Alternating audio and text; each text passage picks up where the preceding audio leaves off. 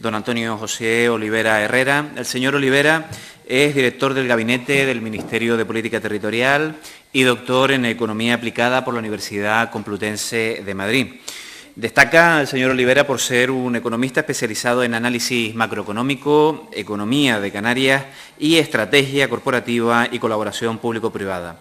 La avala una formación académica en la que, junto a su grado de doctor, debe mencionarse la obtención del Diploma de Estudios Avanzados en Integración Económica y Monetaria de Europa o el Máster en Economía Aplicada, la Economía de la Unión Europea, por el Instituto Universitario Ortega y Gasset, adscrito a la Universidad Complutense de Madrid.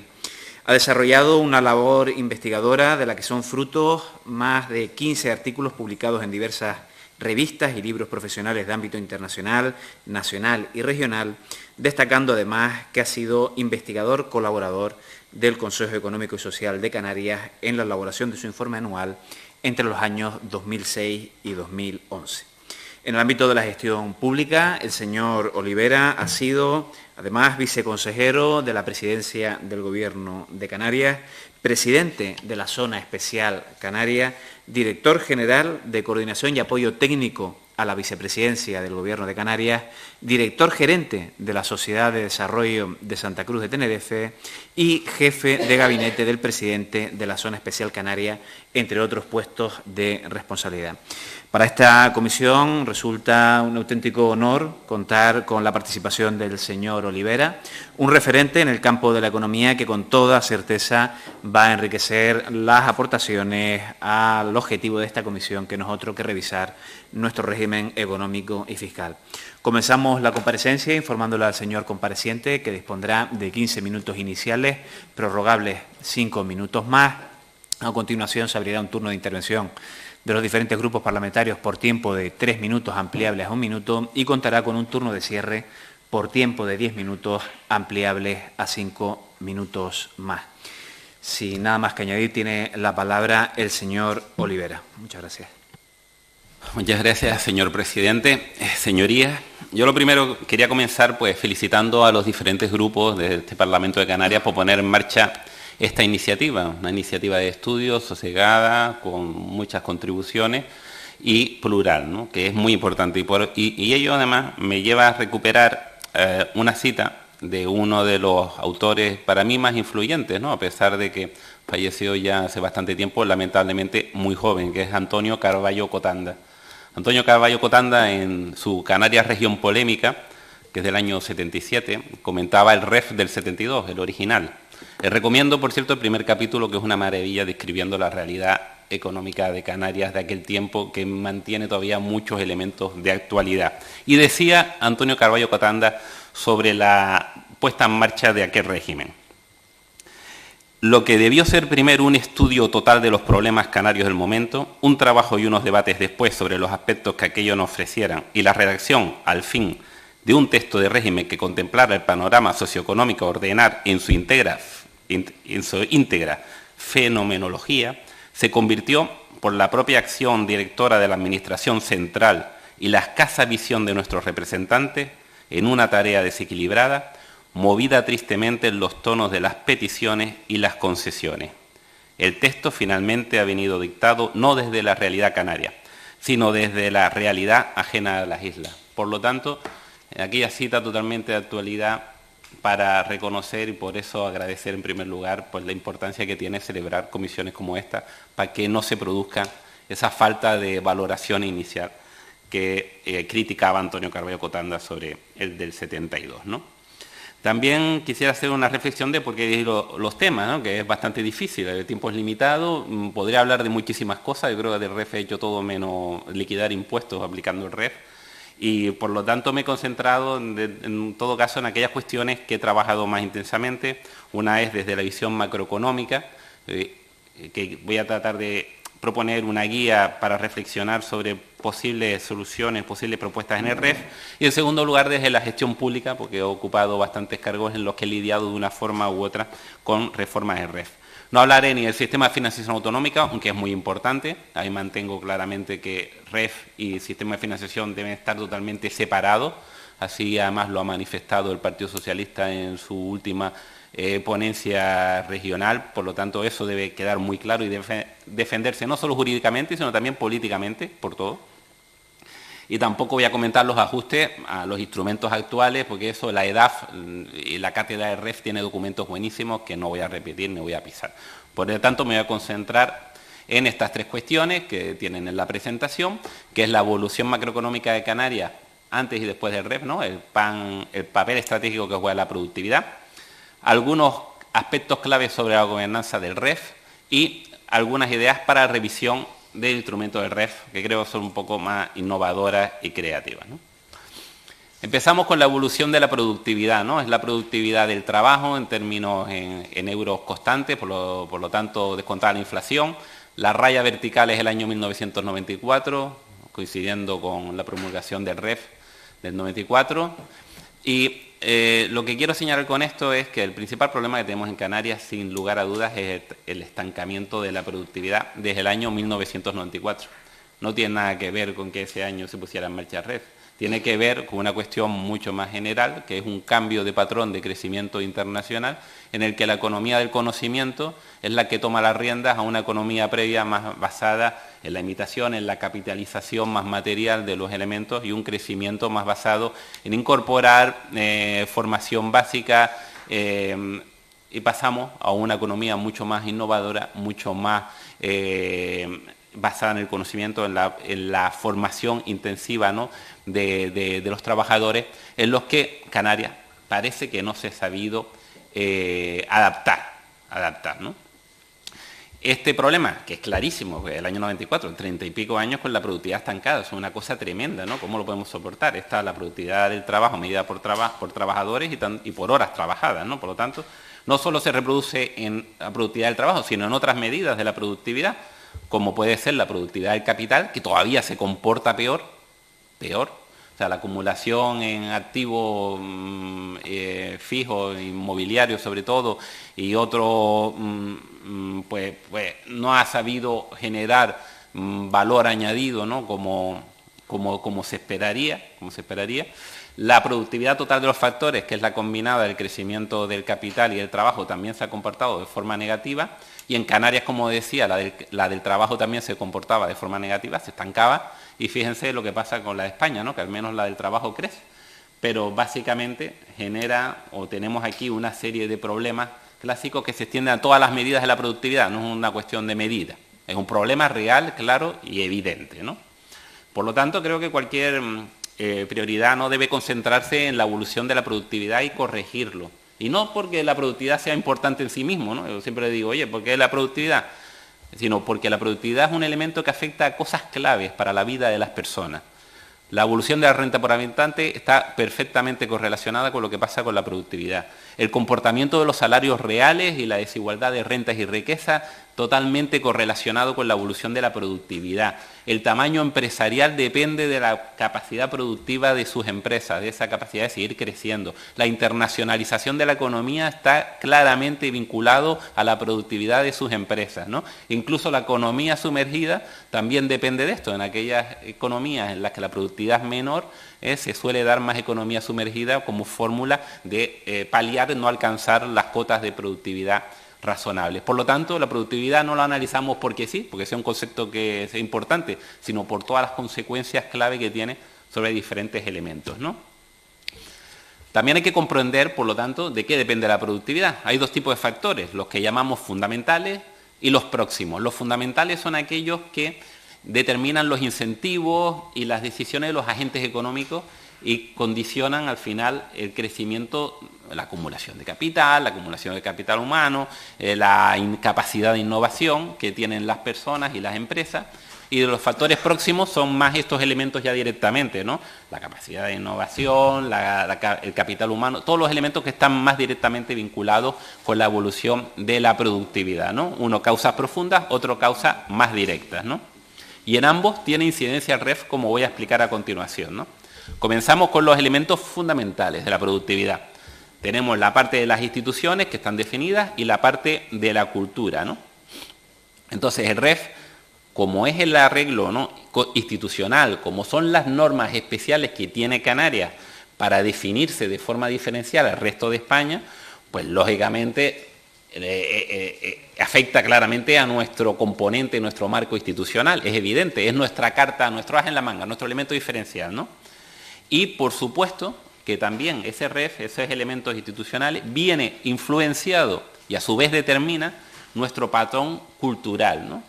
Debemos tener un patrón cultural que afecta con nuestro REF, que puede ayudar más a reforzar nuestros elementos de victimismo o nuestros elementos de proactividad. Ha habido algún ponente, ¿no?, algún compareciente que ha hecho referencia, ¿no?, que el REF podía incidir en generar cierta tendencia a la pasividad en la brega en Canarias, a cierto victimismo, ¿no?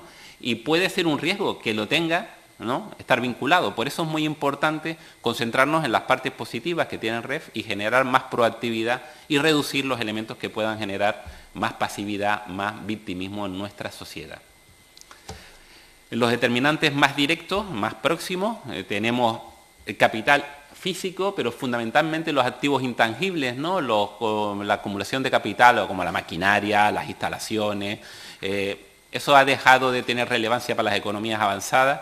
Lo que es más importante hoy en día son los intangibles, tienen que ver con el software, con la marca, con la patente, con otros elementos que forman parte del activo de la empresa y que son más relevantes para la generación de valor económico en los tiempos actuales. Tenemos la capacidad innovadora de las empresas, el capital humano incorporado en el trabajo y la capacidad de la gestión empresarial. Estos 4 elementos los analizamos extensamente en el libro, ¿no?, Canarias Misión Productividad. Están ahí bien explicados los motivos por lo que son relevantes y las correlaciones claras que existen y la causalidad de estos elementos hacia la productividad.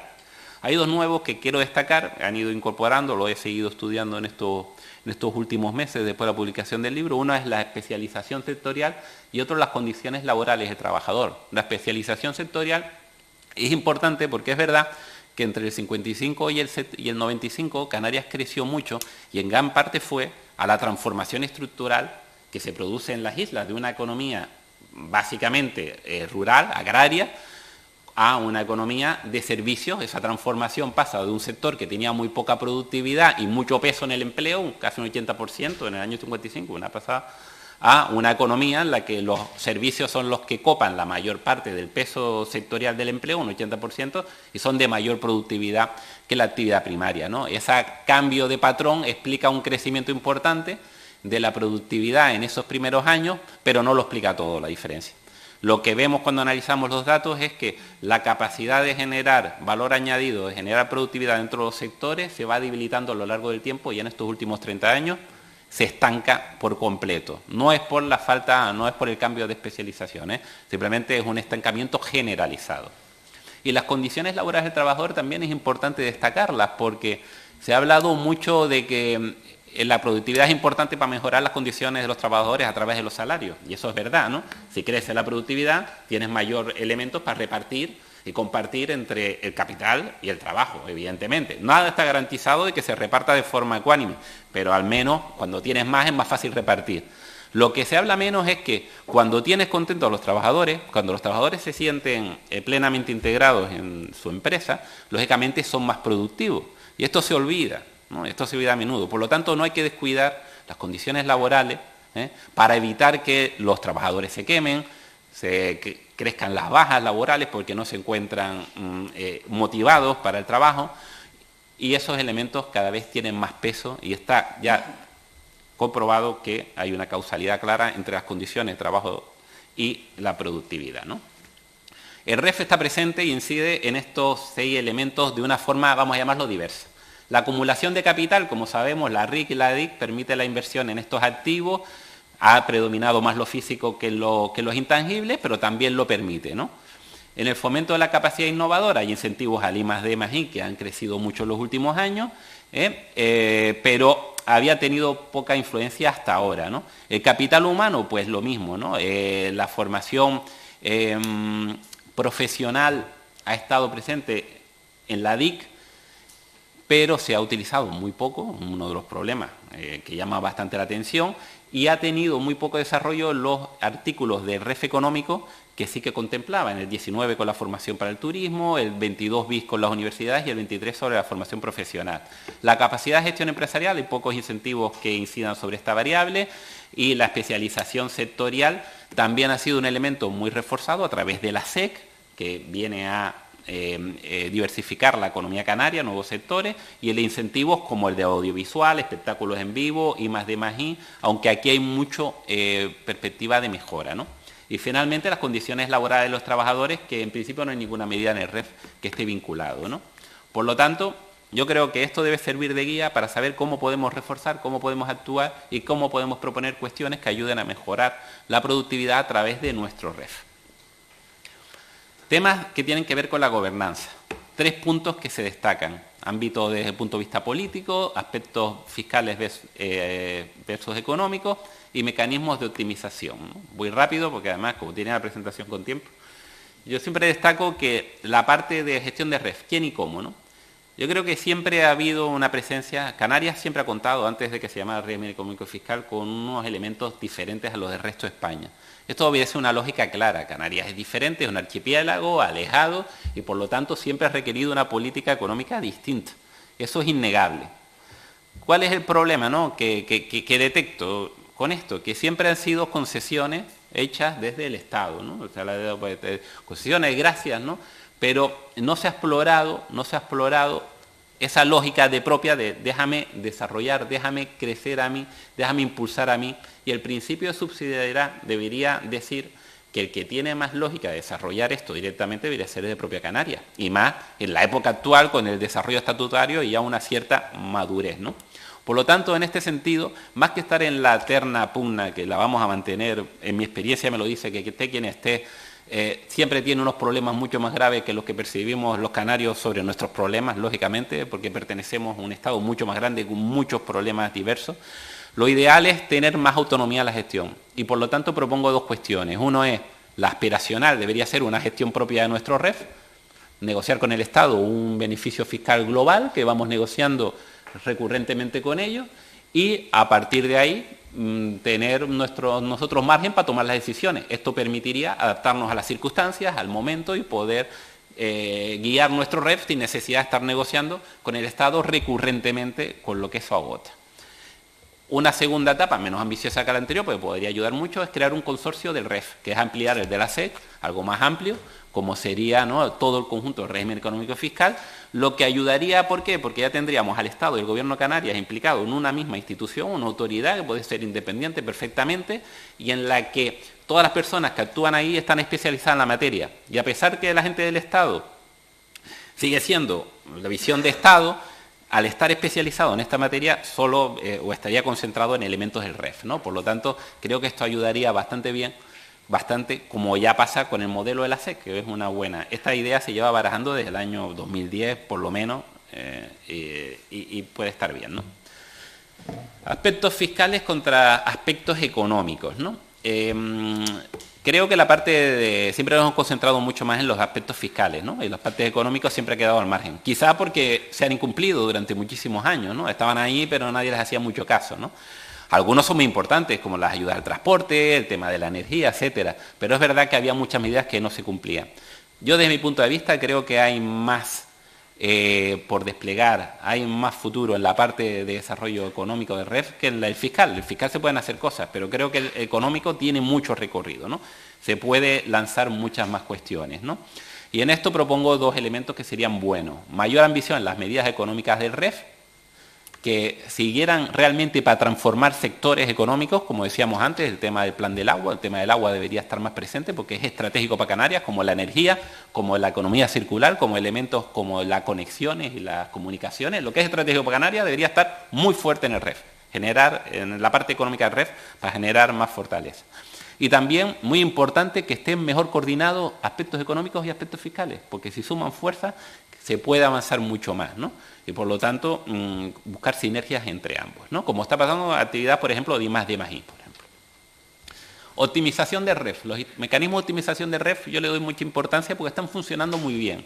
¿Qué me refiero con optimización? 2 elementos que están funcionando muy bien. Por ejemplo, en la parte de la materialización indirecta de la RIC está permitiendo que empresas con proyectos muy interesantes se puedan financiar con las dotaciones que tienen otros que en principio no tienen proyectos ellos interesantes que desarrollar con esas dotaciones. Y está funcionando muy bien, está permitiendo diversificar e impulsar proyectos más innovadores, y creo que es una cuestión que deberíamos seguir profundizando, facilitando, amplificando y dándole crecimiento. Otro tema que también es un potenciador, un optimizador, son las agrupaciones de interés económico, que no solo han permitido el despliegue del sector audiovisual, sino que lo están ahora empezando a hacer también con la I+D+I y otros elementos, espectáculos en vivo, etcétera, y son elementos que ayudan. Por lo tanto, estas cuestiones que dan amplitud a los instrumentos y asistentes, creo que hay que reforzarlos y potenciarlos en Canarias, porque ayudan, ¿no?, a dar más despliegue.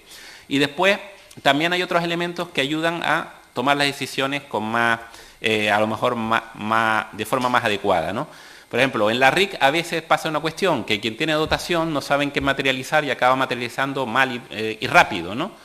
Quizá incorporando una reserva de capitalización reforzada, ampliada, como mecanismo alternativo menos potente que la RIC, aquellas empresas que cuando dotan no tienen claro qué hacer, pueden utilizar esa reserva de capitalización y dejar la RIC para aquellas empresas que sí tienen planificación y tienen claro qué quieren hacer en el futuro, ¿no? Y así evitaríamos que muchas decisiones se adopten y acabamos acumulando mucho capital que es poco productivo. Por eso la productividad del capital era tan terrible, ¿no? Quizá puede ser uno de los motivos, ¿no?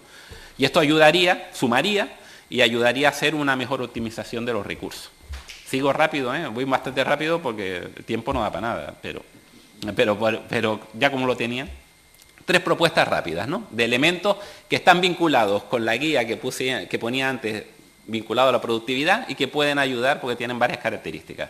1, reforzar las medidas de incentivación a la innovación empresarial. Fíjense, la gráfica de la derecha pone los informes motivados que hay que presentar a Hacienda para aplicar el incentivo. Esto es lo de Canarias. El total y la participación en España. Canarias en los últimos 4 años, del año 2023 todavía no ha salido, lamentablemente. Creo que va a seguir subiendo. Se ha convertido en un espacio en el que las actividades de I+D+I están creciendo mucho, ¿no? Por lo tanto, creo que aquí tenemos un elemento muy importante que se debe reforzar. ¿Cómo lo reforzaría yo? 1, facilitar las inversiones del resto de España en estos incentivos, aplicándose la potencia del incentivo, como la I+D se genera en Canarias, que puedan disfrutar de la potencialidad del incentivo que tenemos en Canarias, también empresas de la península, para que puedan invertir en proyectos de I+D aquí. Y lo otro es eliminar o amplificar los límites que recoge el artículo 39.2 de la Ley del Impuesto a Sociedades, 1 millón en innovación tecnológica, 3 millones en innovación en I+D, ampliarlo para Canarias, para que tengamos más recorrido y también tengan más interés en invertir en las islas, ¿no? Y reforzarlo todavía más esto con aspectos económicos del REF, que es apoyar organismos de investigación e innovación en Canarias con partidas de inversión estatal. Segunda medida, la formación. El capital humano es el elemento más determinante para el crecimiento de la productividad. Es lo que distingue los países que crecen mucho, que les va muy bien, de los que no les va bien, ¿no? Por lo tanto, creo que hay que insistir mucho en esto. Me gustó mucho la ponencia de Margarita el otro día porque insistía sobre esta cuestión, ¿no? Entonces, yo lanzaría la idea de un REF para la formación, en la que podríamos recuperar, por ejemplo, la deducción por inversiones en formación profesional, que ya existe, que se recupere y que se empiece a utilizar, porque ha estado medio oculta y creo que se puede impulsar mucho más, ¿no? Y reforzar el mecanismo con otros incentivos también para la formación universitaria y también para la formación para el empleo, ¿no? Poner el foco y tener más incentivos fiscales para estas actividades.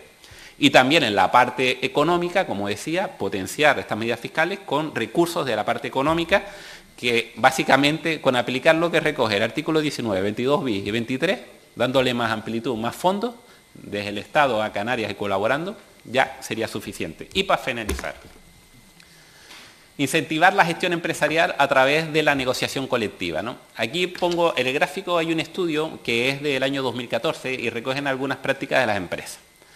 El dato que le quiero destacar es la barra más alta de todo, es que el 87% de las empresas canarias decían que nunca hacían medición de la empresa de los rendimientos con indicadores de la empresa. Lo que es imposible de mejorar es lo que no mides, ¿no? Por lo tanto, una propuesta que puede ser interesante es aplicar un incentivo para deducciones fiscales vinculadas a la retribución por objetivos. ¿Por qué? Porque obligas a las empresas a fijar objetivos, porque es clave, si no tienes objetivos no puedes pagar en función de los objetivos. Pero muy importante, siempre vinculado a la negociación colectiva, que sea vinculado con los trabajadores.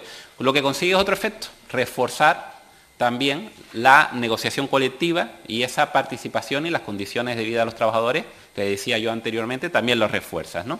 Y todos estos elementos también, como decía antes, reforzarlos a través de los aspectos económicos del REF.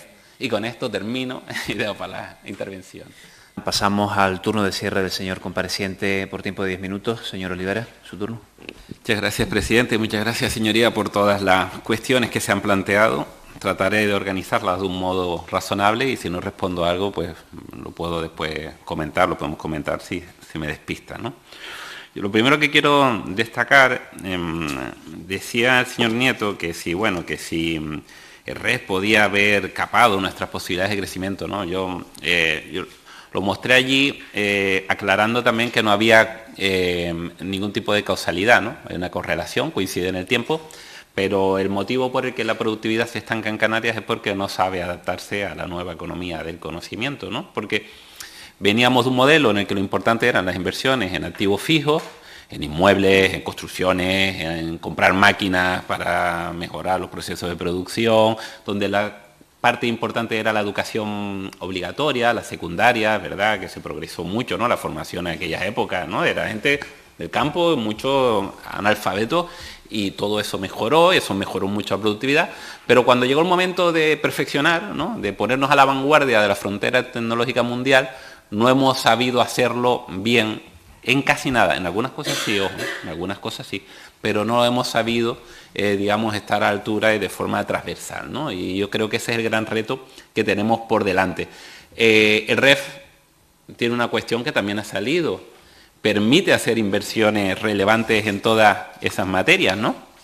Pero por algún motivo los agentes económicos han optado más por determinadas inversiones que por otras, ¿no? Porque prefieren los activos fijos que los intangibles. Oye, pues seguramente por una cuestión ya cultural, de costumbre, de inercia y de tranquilidad, ¿no? Tener un local comercial para una empresa seguramente le da más confianza y le genera como un activo que siempre podrá vender en el futuro, que apostar por un software innovador o por apostar por su imagen de marca u otros elementos que ahora son los que realmente te dan competitividad. No tener un local, porque en la economía como es hoy en día, un local es mucho menos relevante que poderte conectar con el mundo, pero es verdad que estamos más habituados a las primer tipo de inversiones que a las segundas, ¿no?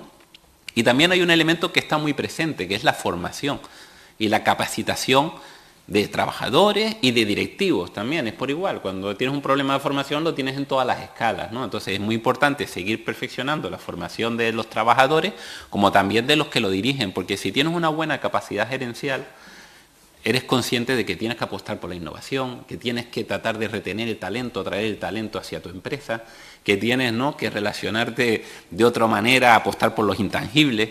Por lo tanto, eso es muy importante para fomentar el cambio, ¿no? Apostar primero por generar cuadros y por eso es muy importante tener medidas que ayuden también a perfeccionar. Ahí tenemos muy buenos directivos, ¿no? Pero en términos generales no estamos, digamos, a la vanguardia en esta materia.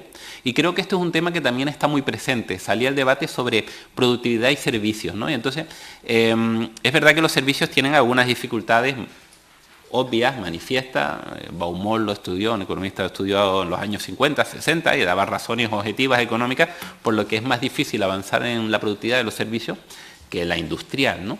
Pero quitando esto, también hay que ver que lo que se detecta en todos los sectores económicos, ¿no?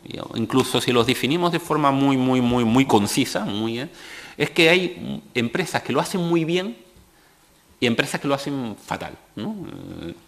Entonces, la clave aquí es identificar siempre los mejores patrones, seguramente sean, pues tienen directivos mejor formados, mejor cualificados, con más talento, ¿no?, para los negocios, coger esos mejores patrones, ¿no?, y tratar de imitarlos y que llevarlos al mayor número de empresas posible, ¿no?, que las buenas prácticas se extiendan. Por eso es muy importante la parte de formación, no la reglada, no la institucional únicamente, sino otra más detallada en ámbito propiamente profesional, empresarial y directivo. Eso no lo deberíamos, digamos, obviar, ¿no? Obviar. Esto como temas así un poco generales de temas que han ido saliendo y que he podido hilar bien, ¿no? Sobre la parte de la gobernanza, ¿no? Es verdad que en la parte de la gobernanza yo planteo la autogestión como un elemento aspiracional. Al final, la dificultad, lógicamente, estriba en convencer al Estado de que este es un buen modelo, ¿no? Porque ellos aflojar la posibilidad de autogestionar impuestos tan importantes como el impuesto a sociedades, que nunca no lo han permitido, ¿no? Eso lo permite IRPF, ¿no? Y el IVA para el resto de comunidades autónomas, ¿no? Y otros impuestos cedidos más especiales y tal.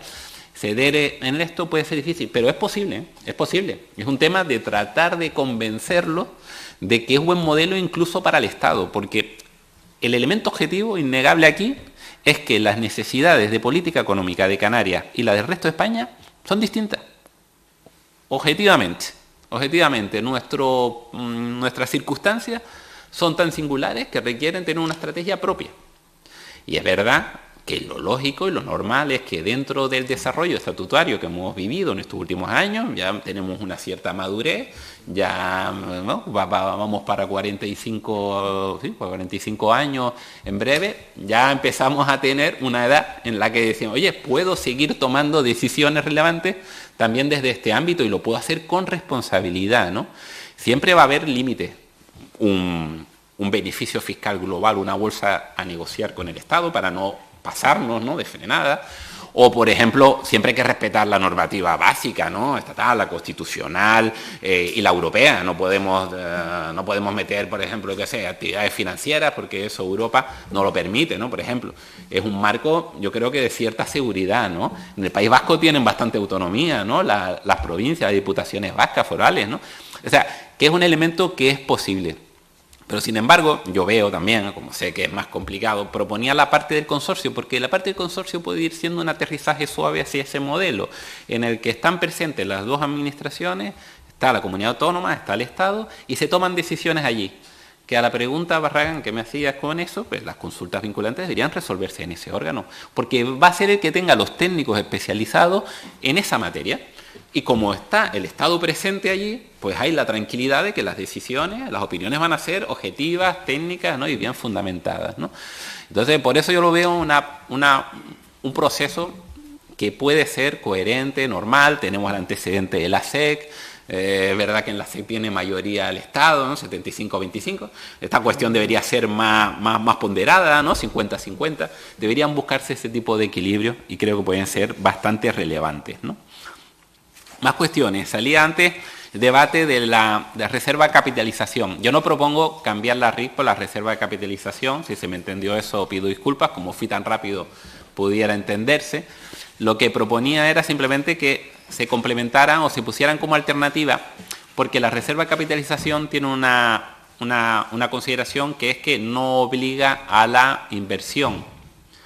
Te obliga a tenerlo un tiempo, esos fondos, como una reserva, pero cuando termine el periodo quedan disponibles. Por eso no puede ser ni alcanzar el nivel de incentivación que tiene la RIC, el 90%, ¿no?, de la base imponible. No puede llegar a esos niveles. Se tiene que quedar en algo menor, un poquito mayor que la que tiene el Estado, ¿no?, que ha ido subiendo hasta el 20, creo que está en la actualidad, porque ha ido escalando, empezó en el 5, y ahora está ya, creo la última reforma nos metieron no sé, el 15, está empezando el 20, o ya está el 20, pero bueno, tener un refuerzo que pueden ser, como están en todos los instrumentos, ¿no?, un 80% o 20 puntos porcentuales adicionales, ¿no? Eso puede ser una buena norma, que lo dejaría 40% aproximadamente, mucho menos atractivo que la RIC, pero es verdad que es más sencillo porque no tienes que tener preconfigurado en qué vas a invertir, como la RIC, que lo lógico es que no cojas, que lo tienes ya claro, funciona fantásticamente. Cuando tienes que improvisar, malo, ¿no? Genera muchos problemas, ¿no? Y después también hay un tema que creo que el REF, con lo de los sectores de futuro, que se ha salido bastante, creo que tenemos que tenerlo bastante presente, ¿no? Porque ha funcionado bien el audiovisual y la parte de I+D+I. El audiovisual creo que es clarísimo porque era una actividad relativamente móvil, ¿no?, donde dan mejores condiciones, es fácil atraer, y después Canarias ha sabido captar bien, ¿no? Ha puesto facilidades, ha permitido que se hagan filmaciones, cada vez colabora más con las promotoras con las productoras que vienen, se han ido generando tejido económico local que va reforzando, va conectando con el exterior, va atrayendo, se ha ido generando un ecosistema, ¿no? En la parte de I+D+I ha tardado más. ¿Por qué? Porque no solo tienes que ser atractivo para afuera, para venir a invertir, sino que tienes que poder generar proyectos de I+D+I en Canarias, ¿no? Que se desarrolle. Por eso es muy importante, y les doy la razón a quien lo ha propuesto. Uno es reforzar a las universidades para que puedan sacar I+D+I de mayor calidad. Puede ser más básica, pero también más práctica, ¿no? Porque la innovación tecnológica siempre es más sencilla que la I+D, más directa, pero bueno, también se puede, ¿no? No es malo tampoco que esté presente, pero eso es un buen mecanismo y se puede reformar con las universidades. Y también con las empresas, ¿no? Que se impliquen más, que piensen más en desarrollar mecanismos propios de innovación para buscar más oportunidades, ¿no? También es importante la parte del REF económico. Yo creo que nos hemos olvidado mucho y puede servir para corregir muchas de las cuestiones que se han planteado, ¿no? Por ejemplo, el REF no es contracíclico. La RIC y la deducción por inversiones, desde luego que no lo son ni la van a hacer jamás. Pues tiene una lógica, ¿eh? Cuando me va bien invierto, ¿no? Cuando las condiciones son buenas, cuando hay una crisis me retraigo esperando a que las cosas salgan, ¿no? Serán otros elementos del REF los que tienen que contrarrestar, y el REF económico, por ejemplo, es una medida que puede ayudar, ¿no? A contrarrestar. Cuando falta el impulso de lo fiscal, puede entrar lo económico que se materializa a través de partidas en los presupuestos generales del Estado, en los presupuestos de la comunidad autónoma, para paliar la falta de impulso que va a venir desde lo fiscal de lo privado, ¿no? La recuperación de la COVID ha mostrado ese modelo. Cuando falla lo privado, cuando lo privado desaparece por una razón objetiva, lo público toma las riendas para cedérselas cuanto antes de nuevo a lo privado, pero ahí estaba, ¿no? Yo creo que ese elemento, y eso está en el REF económico. Del mismo modo que el REF económico creo que debería ser el elemento que ayudara a las islas no capitalinas a fortalecerse y encontrar sus espacios de desarrollo. Porque se ha desarrollado a través de las partes fiscales, pero al final hay tanta diferencia de rentabilidad del capital entre las islas no capitalinas y las capitalinas, que va a ser difícil que por medidas fiscales se contrarreste. Yo optaría por las medidas económicas y apostaría por desarrollar en las islas no capitalinas sectores que tengan lógica, ¿no? Que tengan lógica vinculado a su patrón de especialización económico e incluso geográfico, ¿no? Y las posibilidades que ofrece para el desarrollo de tecnologías de sostenibilidad, de elementos de exploración, de temas de la naturaleza, ¿no? Porque hay que jugar con los elementos, ¿no? Con el patrimonio y con la fortaleza para potenciarlas y que puedan encontrar su propio carril de desarrollo. Si van a competir con las actividades propias de las islas capitalinas, yo creo que es muy difícil, por no decir imposible, ¿no? Tienen que encontrar su propio espacio, ¿no? Su propio elemento de canalización, ¿no? Más cuestiones que también que han ido saliendo, aunque he ido respondiendo bastante, creo. Una cuestión importante. Voy a hablar del 167 y después ya paso a lo último y ya termino con lo otro, ¿no? La parte del 167, ¿no? Es verdad que cuando hemos estado allí en la gestión han surgido pues algunas cuestiones que complicaban, ¿no? Porque es verdad lo que decía Ruano, ¿no? El óptimo es poder diferenciar, quitar y apartar, pero es que la situación política a veces te arrolla con la lógica o con lo que debería ser.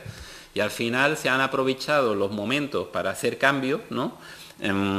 A costa de exponerlos a pervertir un poco el instrumento, pero es verdad que hoy en día los cambios legislativos son como pequeños tesoros, ¿no? Y cada vez que hay una oportunidad se quiere aprovechar porque no sabes cuándo vas a volver a tenerla, ¿no? Entonces, claro, el 167 no está pensado para eso y es por esa cuestión, y siendo consciente de que la vida funciona así, que propongo dar pasos, avances en la gobernanza, porque es como lo de decir, no, es que no nos entiende, no nos comprende, no nos tal, hay que explicárselo, sí, y va a seguir siendo así toda la vida, porque quien no vive en Canarias, quien no se ha formado en Canarias, quien no ha desarrollado su carrera política en Canarias, no va a comprender el REF como nosotros, imposible. En España tendrán 800 problemas, mucho mayor, y hay que comprenderlos. No podemos decir, es increíble que no lo entienda. No, tienen sus propios problemas, lo entendemos, como a veces la comunidad autónoma no se comprenden los problemas de determinadas islas o determinados pueblos de nuestras islas, ¿no? Pues eso pasa en el mismo sentido. Y por eso yo creo que lo más importante y lo que debemos poner en valor, y así termino, es al fin y al cabo buscar los elementos de unidad. Yo creo que si de Canarias somos capaces de unirnos, de trabajar de la mano, ¿no? Por ejemplo, un tema que proponía Barragán, me encantaría que no sé, cualquiera de trabajar de la mano en los temas del REF de la formación, porque creo que futuro va por ahí, que debemos ser capaces de poner medidas interesantísimas para esa. Hay medidas que no han funcionado, se deberían reforzar, ¿no? Pero coger y conseguir sacar aquí propuestas totalmente consensuadas, reforzadas, que hasta los partidos, ¿no?, los que pertenecemos a partidos que son nacionales, defendamos como canarios, porque no dejamos de tener esa naturaleza, ¿no? Somos canarios y lo defendemos de la mano con los nacionalistas, con el mismo ahínco, porque son cuestiones que salen aquí con consenso. Creo que nos da una fuerza tremenda, ¿no? Tremenda para proponer, para impulsar y para sacar todas estas cuestiones adelante, ¿no?